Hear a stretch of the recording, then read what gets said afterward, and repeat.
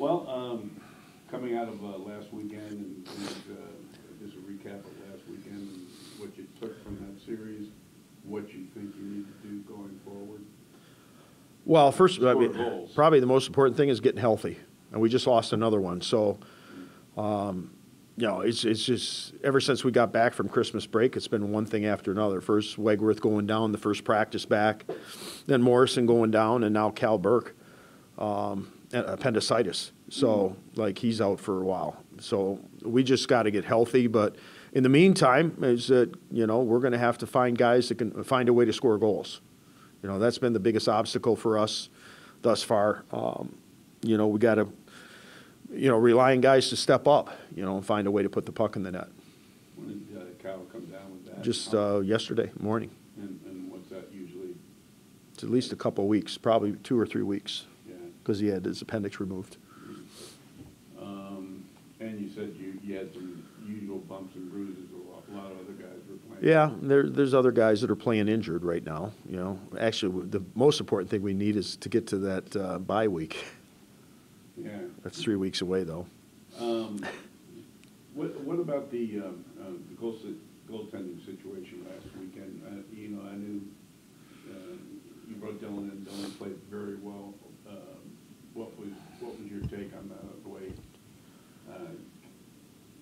Cale handled it? And why did you make the change that you did? Well, I mean, Cale's in the first half, Cale played very well for us. I mean, he had the tough game at Penn State and the tough game at the Icebreaker. But other than that, I mean, he was, you know, that was part of the reason we were 12-5-1 in the first half. I mean, he was playing as well as he did last year.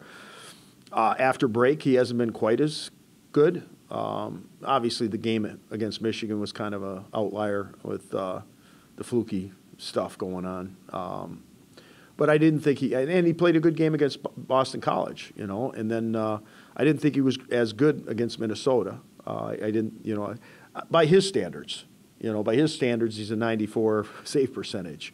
So when he has a night where he's only 90%, that means he's given up 3 goals on 30 shots. And right now we're having a hard time getting to 3. You know, I think that's the next big step for us is to start scoring goals to take some pressure off our goalies. Because both goaltenders right now are playing under pressure because they don't know how many goals we're going to score. Yeah, and I'm sure you've talked to both of them, and they understand. I think Cale. How does he feel like Cale felt about his off day? Do you think it helps? Has it helped him? Yeah, I mean, I went into the season knowing ahead of time that I was, you know, I knew I wanted to get St. Cyr some games in the second half to take some of the pressure off Cale. So he was healthier going into the playoffs. Not healthier, but fresher. Let's put it that way. Last year, I probably should have played Dylan in the second half at least 1 or 2 games, and I didn't. You know, Cale played so well during that winning stretch, it was hard to take him out. But after that streak ended, which would be a year ago now because it was in Chicago, you know, I should have played Dylan a couple games in that latter stage of the season, in my opinion. You know, I mean, it's hard to show if a goalie's not fresh. But, you know, I thought in the NCAA tournament, I thought he gave up a couple goals that he probably would have liked to have had back. One against Michigan Tech and then another one against Duluth. And who knows? I mean, it might just be the freak thing, or it could be maybe there's a little fatigue. It's hard to judge that. I was looking at the statistics with Wisconsin, and it's not often that you see a defenseman leading the team in scoring, but they got 2 defensemen who are 1-2 in scoring. What kind of team are they, and what do you expect this weekend? Well, I mean, they're going to become a really good team. I think they're a good team now, but they're young.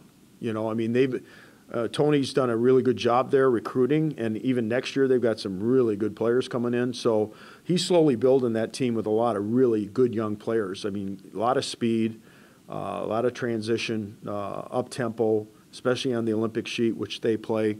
They're a fast team, and their defensemen are active, not just off the rush, but off transition, but also in the offensive zone. So they're a team on the rise, in my opinion. I thought, you know, I said that about Minnesota, and I believe that, but I think that Wisconsin certainly is as well.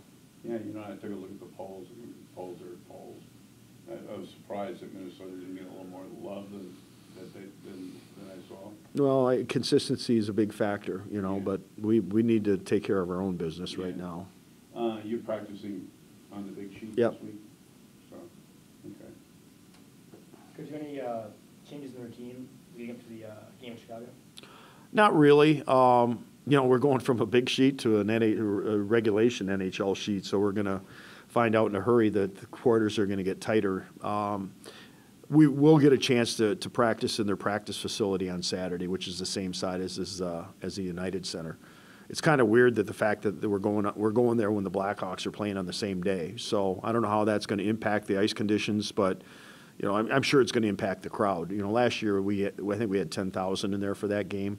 I hope we get that again, but we might not, considering the Blackhawks play at noon that day. What's the, give me the, what are the sizes of the various rinks? Olympic is what?